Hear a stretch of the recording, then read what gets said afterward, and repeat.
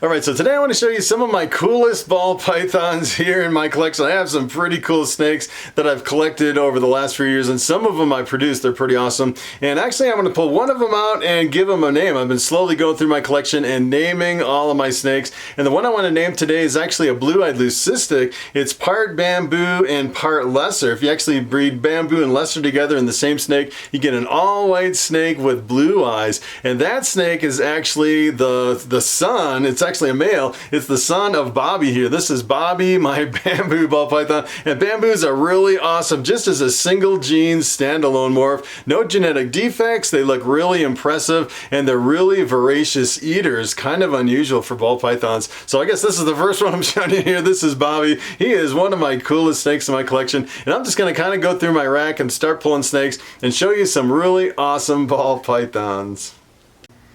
Alright, so take a look at this snake. Definitely one of the coolest snakes in my collection. This is my bamboo lesser blue-eyed leucistic. Take a look at that beauty. That is pretty awesome. It's funny, I used to bring him to the reptile shows, and a lot of people would pick him up and look at him and put him back because it was pretty expensive. It's a little more expensive than the other white snakes because he has bamboo in it, but a lot of people would come up to the table and say, hey, can I hold the white snake? Just because it's a really awesome combination. Look at that. That is pretty amazing. He is a really cool snake. And the bamboo lesser is an allelic complex. So if you breed this to something else, half the offspring come out as bamboo, half come out as lesser, which is pretty cool. As a matter of fact, this year I bred them to 3 female normals, hoping for some bamboos and some lessers, and unfortunately I don't think any of those normals are going to go.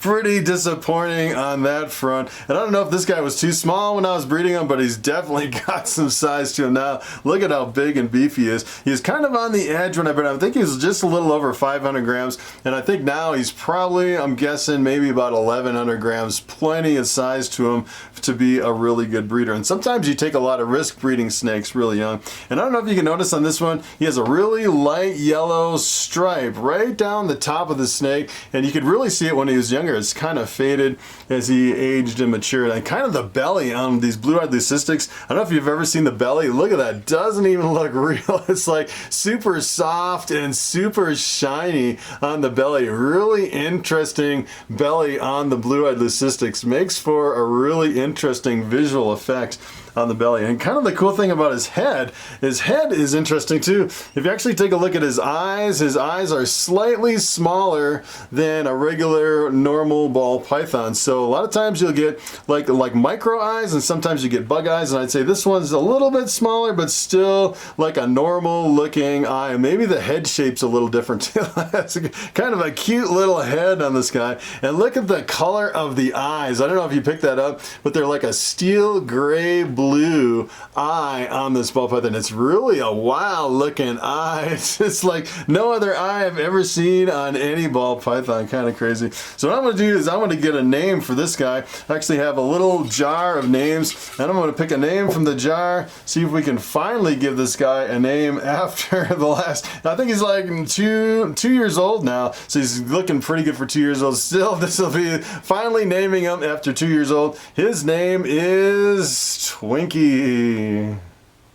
So I just want to blaze through some of these other snakes and kind of show you some of my really cool ball pythons. This one is also from Bobby. This is a female. As a matter of fact, I think this one's the same age as that last one. A little bit bigger and beefier. I think I've probably been feeding this one a little more because this is a female. When this hatched, I thought it was a male, and I was calling it King Tut, and I finally had to change it to Queen Tut because I probed it later on and I realized that this was actually a female instead of a male. I messed up. And kind of the weird thing about the King Tut and Queen Tut is right on the back it has what I thought looked like hieroglyphics on the back, especially this one right here. Take a look at this. Does that not look like a little reindeer right there? That is pretty quiet, and it's kind of crazy. This kind of looks like a bird flying in the air, and you kind of look at all the different hieroglyphics on this snake. It is a really interesting combination. So this is actually what this is. This is actually a bamboo lemon blast. This is a bamboo Bamboo with the Pastel and the Pinstripe. Pretty amazing snake, and his belly is pretty clear. Makes for a really amazing combination. I can't wait to breed this one. I'm thinking of actually breeding this one. Maybe this year I'll breed it to my banana inchy clown and get some really crazy combos. As a matter of fact, I could get like a bamboo, pastel, pinstripe, banana inchy head clown, which would probably be probably the craziest combination in my entire collection if I could actually hit all those genes. And when this one was young, it even still looks like a metallic snake. Look at how goldish, kind of a metal looking, kind of a weird, kind of almost like a kind of between gold and brass or something like that. Really interesting metallic look to this combination. Alright, speaking of my coolest snakes in my entire collection, I have to show you this one. This is probably one of the craziest looking snakes. This is actually my banana inchy clown. So it has the banana gene that kind of turns it yellow, and then the inchy, which really reduces the pattern, and the clown, which is a recessive. 2 copies of the clown genes. Looks like he's going into shed. The eyes are fading a little bit, so he's really not up to color. He was really super bright and intense when he was younger, kind of fading out a little bit as he gets older, but this is like the most expensive snake that I bought in my collection. It was really expensive when I bought it, and hopefully I actually tried to breed it last year. I have one female clown that's a lesser clown. I don't think she's gonna go this year, so it's kind of a bust. As a matter of fact, when I was breeding this guy, he was right just below 500 grams, so I haven't really had him that long. I've only had him for about a year, but he's gotten nice and big for being I guess he's maybe a year and a half now, so looking pretty good. Maybe just over a year. I think I bred him a little too, some of these things, I just bred a little bit too early and I didn't get a bunch of hatchlings. And sometimes that's the way it goes with ball python. Sometimes you get, a little too aggressive on your breeding plans and you're trying to breed stuff that is kind of a little too young and you want to advance these projects really fast. But look at the beautiful pattern on that. Isn't that the most stunning snake? That is absolutely breathtaking. Alright, so just when you thought you saw my coolest snake in my entire collection, I pull out this crazy guy. Take a look at this snake. This is actually a Pastel inchy desert ghost. So it has the desert ghost gene, which is recessive, and it also has the pastel. I actually bought it as a pastel desert ghost. Come to find out it has inchy in it, and it may also have something else. I'm thinking maybe it has fire in it. We produced some really interesting hatchlings this year, and a lot of people are saying there might be fire in those hatchlings, and you never know, and something like this is so visually dominant. I'm trying to hold his head so he doesn't get away, and this guy is kind of interesting. If you actually look right down the top of his back, he almost has like this little zipper. It's like a black zipper right down the top of the back. It is weird, just this one little black pattern that comes right down on the back. And take a look at his belly, pretty clear, but these pastel desert ghosts, they are probably the one combination that really keeps the pastel really bright and flashy as an adult ball python. Look at that. That thing doesn't even look real. That is one of the craziest snakes. So take a look at this amazing snake. This one is crazy too. This is actually a bamboo calico. As a matter of fact, I bred it last year and I got a whole bunch of eggs in the incubator that are going to hatch in about a week.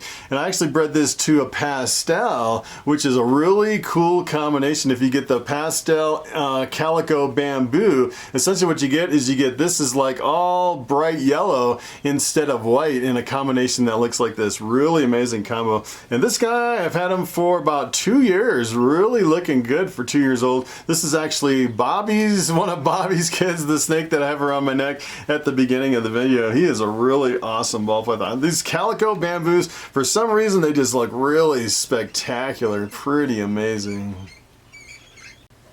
Alright, so take a look at this. This is my coral glow. This is also 100% het pied, although you really can't see the pied in there. And I think there might be something else in here because the pattern is really jumbled up. A lot of times the coral glows will have a lot of these Roswell gray alien heads in the pattern, and for some reason there's something in here. I don't think it's inchy. I don't think it's leopard. I think it might be something else in the mix. And that is what his head looks like if he can finally get his head out of kind of hiding in a ball like ball python. pythons usually do. And this one was kind of interesting when it was young. It had a lot of purples and oranges and no spots at all. It was really bright and flashy. And then they age and mature and they kind of turn into this two-tone kind of a browned out yellow and get a bunch of black spots on them. But I produced a whole bunch of coral glows from this guy, and every time I produce coral glows, they come out really bright and flashy. Pretty amazing. So here is a juvenile lesser scaleless head. This is actually, as a matter of fact, this one's not that old, maybe a year old on this one. And this is kind of where you run into trouble. If you actually breed a snake about this size as a male, that is kind of what I'm running into is problems. You know, I'll probably wait another year on this one before I breed it, because it seems like it's less than a 50-50 chance if you breed something this small to something else that you'll actually get a really good result. You'll actually get eggs out of it. And kind of the cool thing about this is a lesser, so it's in the blue-eyed leucistic complex, and it's also a scaleless head. It has a few scales missing from the top of its head, if you can see that. And it's essentially what I'm shooting for is a scaleless, completely white snake. That'll be kind of wild. It'll look like a white worm with no scales. It'll be really kind of a weird combination. I'm kind of getting into the scaleless head, and it's kind of interesting. There's not a lot of people that are working with scaleless head. It seemed like it was really popular at first, and it kind of, I guess it kind of got out of popularity, and it's starting to pick up steam, it seems like. And kind of the interesting about just the scaleless head, not necessarily working two genes into the mix, it seems like it really thins the scales out to where you get a lot brighter of a snake. I noticed when this one hatched, it was brighter than any lesser hatchling that I ever produced before, and I'm pretty sure it's due to the scaleless head.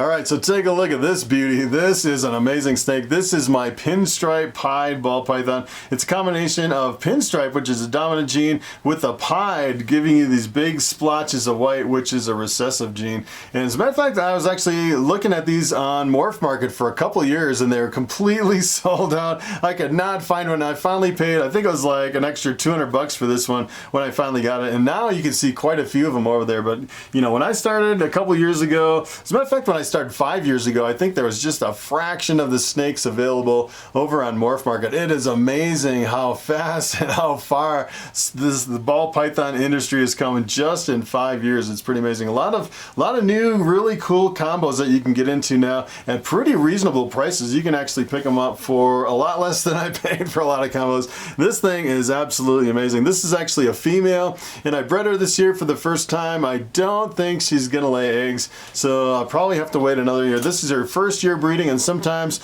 when you get to, you know, the first year, a lot of times they won't go. You know, you're kind of taking a chance unless you're ball pythons, and that's why they say a lot of times you have to wait 3 years for ball pythons, because normally I'd say if you try to breed them at 2 years, a lot of times they actually won't lay eggs. So speaking of pies, take a look at this stunner. This is a fire pied, also known as a pyro pied. Kind of a crazy combination. Essentially what the fire does is it really lightens the dark spots on the pie. This is a really high white pie too. Really amazing combination. As a matter of fact, last year I bred this to a normal, and I proved out the fire. I got a bunch of fires, 100% head pies, and I was just kind of wondering if there's any other genes in the mix, and if it really was fire in there. Sometimes it's kind of nice to breed to normals if you have some normal females to really prove them out. Look at how beautiful that thing is. That is absolutely breathtaking. Alright, so I'm going to show you the snake for about 30 seconds and then I'm going to put it back because this one always bites me every single time. This is actually a Bumblebee, which is a pastel and a spider. It's also possible yellow belly and possible head pied. As a matter of fact, I bred her this year and she laid a clutch of slugs with one good egg. Take a look at that crazy snake. And kind of the weird thing about this one is you can definitely see she has green eyes, super bright green eyes, and she's always taking bites at me every single time. I cannot snap her out of it. She's like I've never seen a mean ball python until this one. This one is just crazy after me, always biting me. And I kind of wanted to show you the eyes, how bright green. This is kind of typical of some of your pastels, but look at the eyes on that. Pretty amazing eyes. She is, you know, you get her in the right mood and she's okay. You just kind of have to watch the bitey end on this one. All right, I'm going to put this one back. All right, so take a look at this amazing snake. I haven't showed this one off in a long time. This is my high contrast albino female. Look at how beautiful she is. And albinos, let me tell you, if you actually can produce some albinos, they're really hot at the shows. They sell pretty quick. I'd say the bamboos and the albinos and the normals are probably the ones that sell the best. And this one, I actually gave her the year off. She's been super picky. Only ate a few rodents in the last 6 months, and she still has really good body condition. It's amazing these ball pythons can fast for so long and still look really good. And look at the high contrast. She has a really high contrast between the yellows and the whites. Really crazy. And she's got a really crazy looking head. Look at that head on that. Look at how bright the eyes are on this thing. Pretty amazing how these albinos are just so impressive. It's actually one of the very first ball python morphs that were on the scene in the beginning of the ball python craze. This is actually a recessive mutation. So you breed this to a normal and you get all normal looking snakes. Het for albino, kind of a hard project. But if you can actually produce the visuals, you actually get really amazing snakes. And sometimes you don't get the high contrast. Sometimes you can kind of get like a faded out yellow where it's not really a high white between, a high contrast between the white and the yellow. This is a really amazing snake. She is really big too. I might actually try to breed to this year, even though she's been off of food a long time. She's got some serious weight to her. She is a really beautiful snake. All right, so there you have it. Those are some of the coolest ball pythons in my collection. And kind of the hard part being a breeder is I'm always producing new hatchlings, and it's kind of funny when I produce hatchlings, I'm like, all right, I'm gonna hold back these 10 snakes, and you get to the point where you're like, all right, I'm running out of rack space, and I need to unload some of these things. And it's always like, all right, what do I unload, and what do I keep as future breeders, and some of them as pets. Like Bobby here, he is pretty much, pretty much obsolete as a breeder because I have a lot of really cool bamboo combos, but he is more like, I guess, like a channel mascot here on YouTube, more of a pet than an actual breeder. So that is pretty much it. Thanks for watching, and I will see you in the next video.